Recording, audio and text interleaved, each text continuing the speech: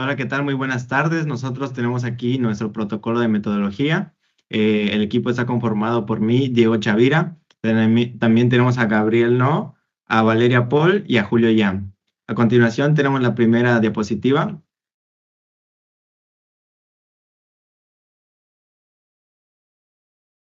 Ok, en la primera diapositiva tenemos los antecedentes, en la cual vamos a explicar los siguientes puntos: la descripción general sobre natalidad, los componentes relacionados y la estadística y estudios sobre el tema, ¿ok? Ok, para empezar, vamos a describir qué es la natalidad. Pues bueno, según la Real Academia Española en 2024, que fue su última actualización sobre este término, la natalidad, la RAE la define como el número proporcional de nacimientos en población y un tiempo determinado, ¿ok? Ok. Sin embargo, para efectos de este análisis que nosotros estamos realizando, este, pues no vamos a concebir este concepto simplemente como una cifra estadística.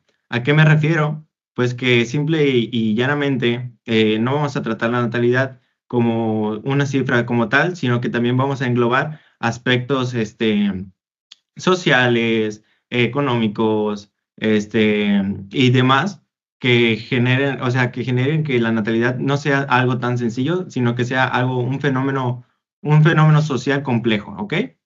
Que está ligado directamente, perdón, a la intención reproductiva. Pues bueno, esta es la parte de la descripción general. Ahora hablaré de los componentes relacionados, empezando por el componente uno, el cual es eh, en el cual en el primer componente se habla sobre los hechos psicosociales y culturales. ¿A qué nos referimos con hechos psicosociales y culturales? Pues simple y sencillamente que para el hecho de la natalidad, que es que es el tener hijos, pues no solamente engloba aspectos comunes, sino que también incluye la edad de la persona, dónde nació, cómo creció, su educación, factores económicos, su religión. Y pues bueno, de esta manera pues existe una creciente valoración entre la autonomía individual de cada persona. Quiere decir que pues cada persona tiene un diferente contexto psicosocial y cultural que define para sí mismo la natalidad, ¿no? Y pues decimos que la maternidad y paternidad ya no se perciben como el destino único de ser adulto, ¿no? O sea, de que cuando llegues a cierta edad, el único camino que tienes es tener hijos, no. ¿Por qué? Porque ya mencioné que incluye aspectos culturales y psicosociales. Ahora tenemos el siguiente componente. El siguiente componente hace referencia a la percepción de la incertidumbre global. ¿A qué nos referimos con la incertidumbre global? Y pues bueno, la conciencia ambiental. Nos referimos a todos esos aspectos y factores políticos y determinantes de un país o de un entorno o de un lugar que determinan que una persona tenga hijos o no. Por ejemplo, el poder tener la solvención económica para tener hijos, el estado de seguridad de donde vives, todos estos factores son de incertidumbre global porque hacen referencia a que están relacionados en un entorno en donde vivimos, ¿no? Que este es un fenómeno que algunos demógrafos denominan como huelga de vientres por el clima o ecoansiedad, que más adelante mencionarán mis compañeros. Ahora, para finalizar, tenemos las estadísticas de la ENADIT, que bueno, la ENADIT es la encuesta nacional de la dinámica demográfica, ENADIT, eso significa.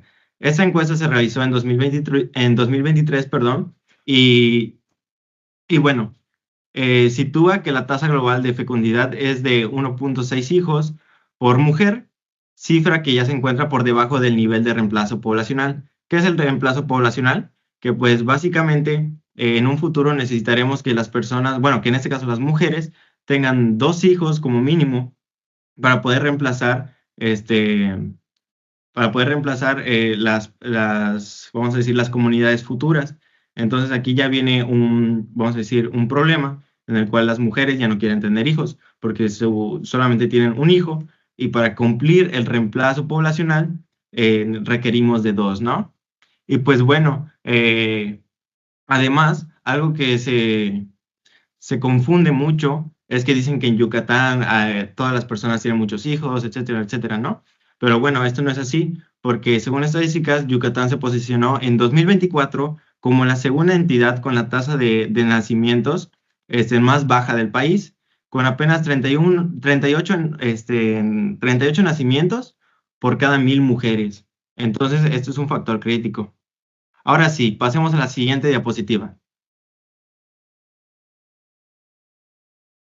Ahora, aquí tenemos el planteamiento de investigación. El planteamiento de investigación, pues, viene siendo el resumen breve de todos los antecedentes, o sea, de todo lo que ya mencioné, la descripción general, los componentes, las estadísticas. Eso es el planteamiento de investigación, ¿no? En el planteamiento tenemos que es el fenómeno o el resultado de la convergencia de todos estos factores críticos, entre los cuales están el desarrollo profesional, incertidumbre económica, la dificultad de acceso a vivienda, preocupación ambiental, entre otros factores. Es precisamente esta necesidad de comprender la desconexión entre las expectativas tradicionales, o sea, los pensamientos, vamos a decirle, antiguos, de las familias antiguas o de las personas antiguas, a nuestras generaciones de hoy en día, pues es lo que fundamenta la siguiente interrogante, que es nuestra pregunta de investigación, la cual se encuentra en esta diapositiva, que dice, ¿cuáles son las percepciones de la natalidad e intenciones reproductivas en jóvenes universitarios de Tizimín, Yucatán, en el periodo de enero-mayo 2026? Y pues bueno, por mi parte, aquí finaliza mi intervención. Muchas gracias.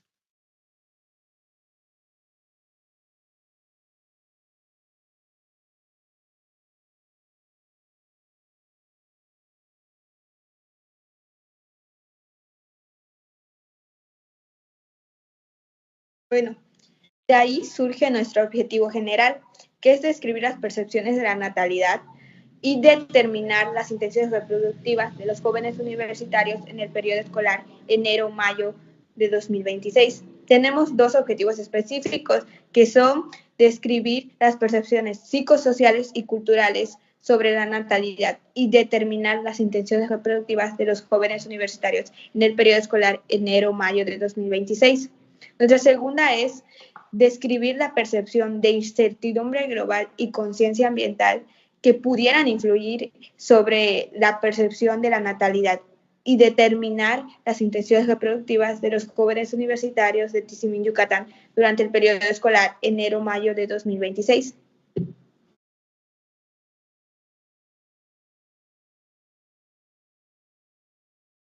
Bueno, siguiente tenemos nuestro índice de marco teórico, el cual nosotros lo dividimos por 6 temas. El primero es la dinámica demográfica contemporánea, en donde vamos a establecer algunos conceptos básicos de nuestro tema de investigación, principalmente la natalidad, la fecundidad, la intención reproductiva. Después tendremos la teoría de la transición demográfica, el fenómeno de invierno demográfico. Seguido tenemos el proyecto de vida en la juventud actual, la manera en que estos buscan construir su proyecto de vida o la forma de autonomía individual que se tiene ante diversos contextos o formas de ver sus perspectivas. También después tenemos lo que son los factores determinantes a la percepción de la natalidad. En este caso, los factores ya explícitamente de los socioculturales, los psicosociales, los ambientales o de contexto global. Después ya nos adentramos a un contexto universitario y como tal en la intención reproductiva, a aquellos elementos que están como, casi como un obstáculo entre la vida académica, profesional y la crianza. Y al igual, también abarcamos el contexto demográfico y social en nuestra localidad, en Tizimín, y por último, otras investigaciones anteriores al de nosotros que busca apoyar en nuestra pregunta de investigación.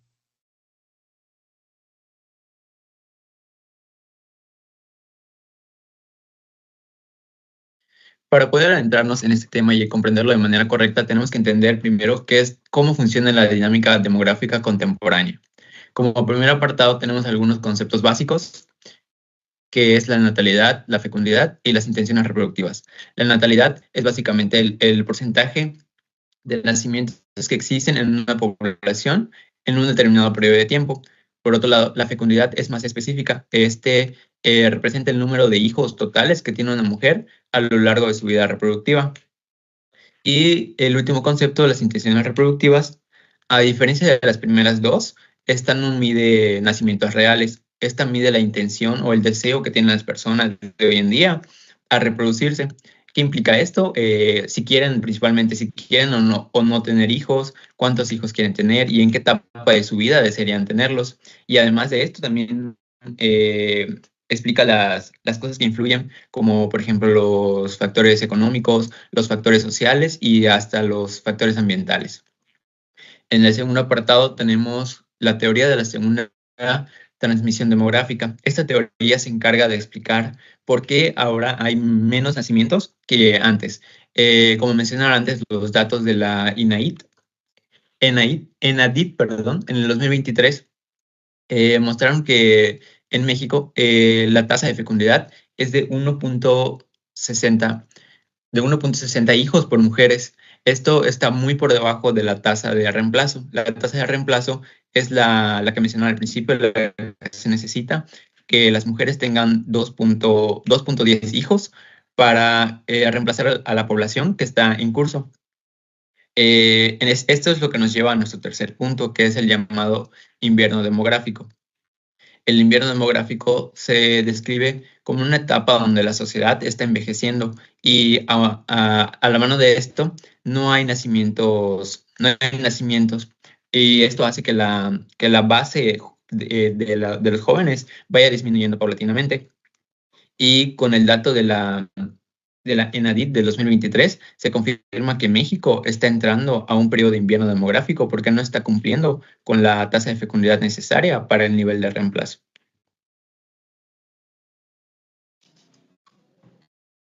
En el marco teórico encontramos el 4.2, que es el proyecto de vida en la juventud actual.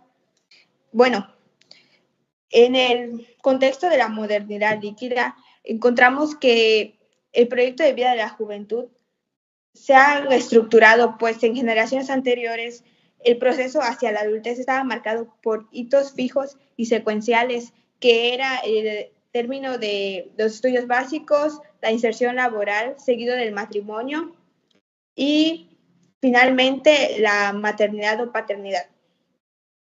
Bueno, en contraste, los jóvenes contemporáneos conciben el proyecto de vida como un proceso dinámico, flexible y fuertemente arraigado al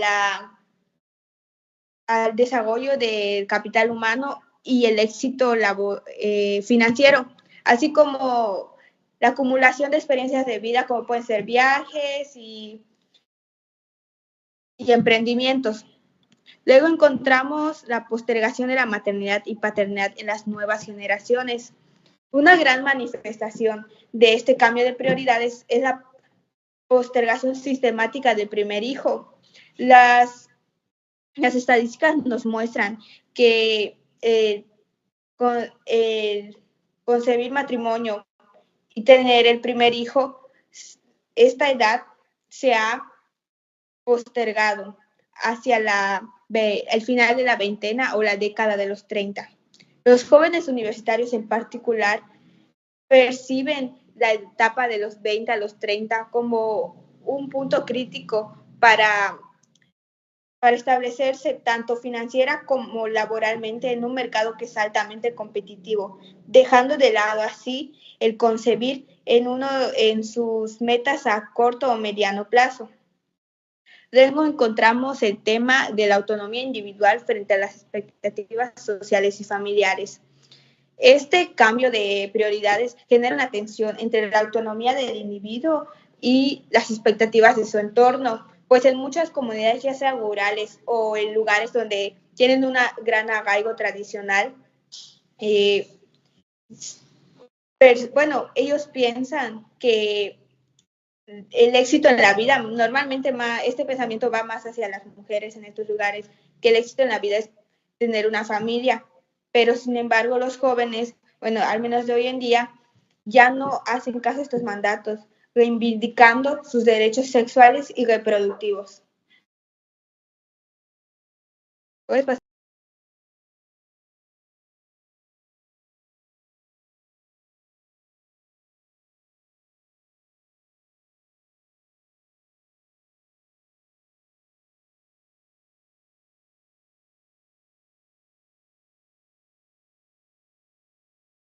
tenemos los factores determinantes en la percepción de la natalidad. Estos es como, o sea, ¿qué lleva a que las personas decidan tener o no tener hijos? Tenemos los factores socioculturales y psicosociales, los cambios en los roles de género y el término bono de género.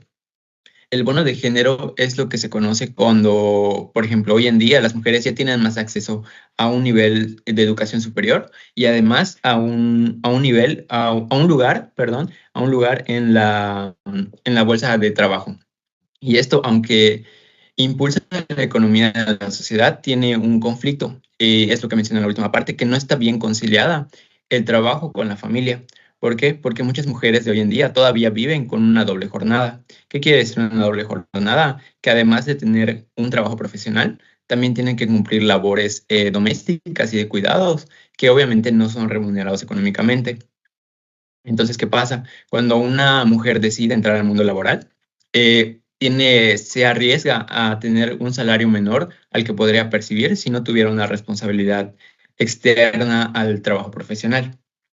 Además de recibir un salario menor, también se implica un estancamiento profesional, ya que con el tiempo no podría seguir escalando a niveles superiores. Y como segundo factor tenemos los factores ambientales y de contexto global. Aquí nos ponen el término que mencionó mi compañero al principio, que es la ecoansiedad, que prácticamente es el miedo o la incertidumbre que tenemos para, para traer hijos al mundo, porque tenemos miedo de las cosas que van a pasar en el mundo. Y eso no se cuestiona la ética de traer hijos al mundo, a un mundo que está prácticamente condenado a una crisis.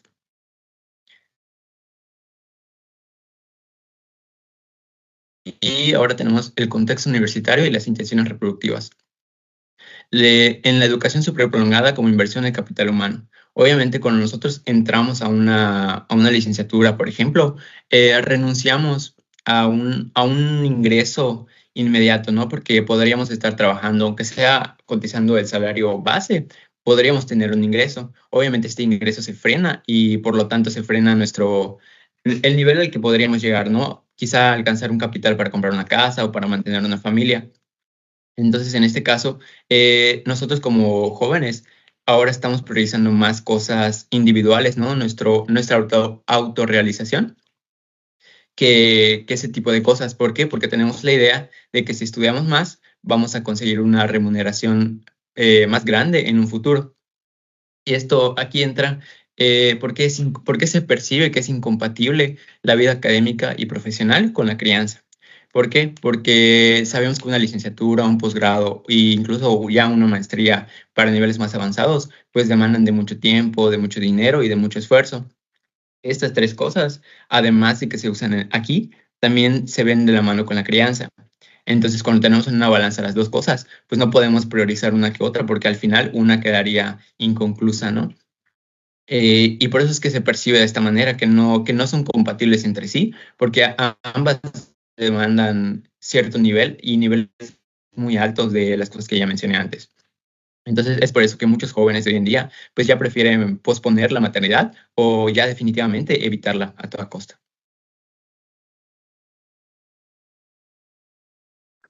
Ahora, pasando en el contexto demográfico y social en Yucatán y en nuestra localidad, como primer apartado tenemos las estadísticas recientes.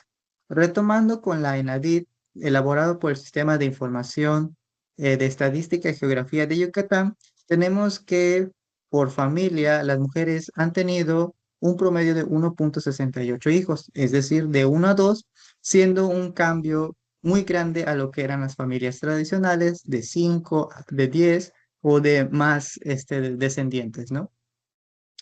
Esto debido a varios elementos, a diferencia que caracterizaban la sociedad antigua con la actual, ¿no? En este caso, se marca principalmente el valor antiguo de la construcción de una familia, la construcción de descendientes con un apellido local. Es el caso, a veces eran los motivos por los cuales nuestros abuelos buscaban el expandir la familia propia, fueron cambiando a que actualmente se presentan nuevos objetivos o nuevos elementos a conseguir. Uno de ellos principalmente es la búsqueda del éxito personal o el desarrollo personal. A partir de esto, se tienen las características socioeconómicas y dinámicas dentro de los jóvenes actuales. Eh, Estos jóvenes principalmente, en su mayoría, puedo verme reflejado igual en este contexto, al crecer dentro de familias igual tradicionales, de varios integrantes, se buscan nuevos objetivos, principalmente, reitero, la búsqueda de estabilidad laboral, ¿no? Como un ejemplo de esto, y es por ello que se deja en segundo plano lo que es la construcción de una familia, ¿no? Sin embargo, debido a la presencia de limitantes o desafíos como lo que son el poder adquisitivo o este de o las demandas que a veces se tienen o diversas situaciones, a veces el querer construir una familia se hace muy difícil y se toma de una elección el poder construirlos o no. Es por ello que en esta investigación vamos a considerar cuáles son la forma en que estos jóvenes perciben de la forma que quieran construir sus familias o no y por qué no. Bueno, en el punto 6 tenemos el estado del arte, aquellas investigaciones anteriores del de nosotros, las cuales igual radican o apoyan, comparten igual la baja natalidad, la presencia de la baja natalidad.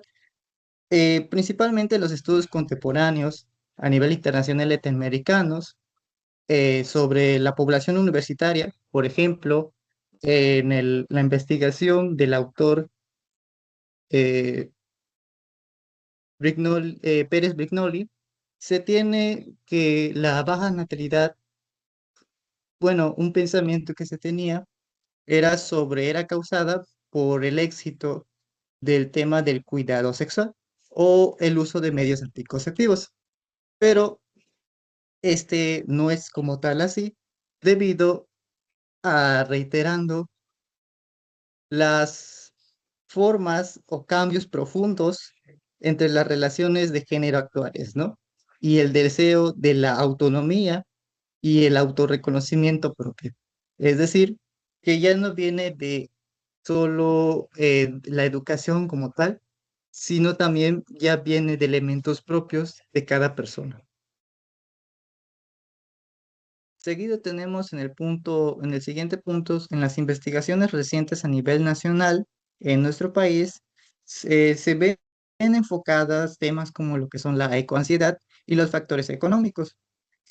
Por ejemplo, dentro de la literatura, en la Universidad de UNAM, se ve presente los enfoques que tienen las tesis presentadas por los universitarios, el cual eh, se pueden ver de nuevos factores que implican dentro de los proyectos presentados en estos jóvenes. Por ejemplo, temas como lo que son la inflación o la precariedad laboral hacen que esta intención reproductiva ya no sea una forma o una opción, sino que se convierta en una renuncia hacia la reproducción o construcción de una familia. Por último, dentro de nuestro marco teórico, una vez ya revisado y analizado los estudios de nivel internacional, nacional dentro de nuestro país, o aquellos estudios enfocados en grandes ciudades como la ciudad de Mérida, nosotros realizamos la investigación dentro de nuestra localidad con el fin de poder observar y recabar la información suficiente de cómo nuestros propios factores ambientales, sociales y económicos afectan al futuro de la natalidad dentro de Tizimín. Es decir, cómo estos elementos han sido parte de los jóvenes actuales y cuáles serían los principales resultados a un futuro.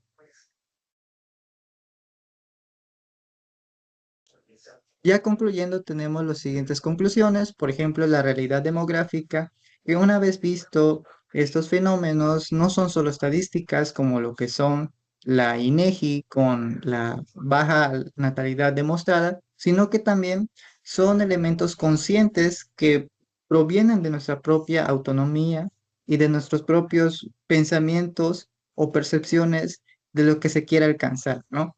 Es más un punto complejo a unos resultados estudiados. También podemos observar que esta investigación se da un mejor enfoque en las formas o factores que pueden ser diferentes dentro de cada individuo, pero que también impactan dentro de nuestros propios contextos locales en Tizimín, ya desde conocidos, vecinos, cada uno puede tener diferentes formas en las cuales quiere desarrollar su propia natalidad.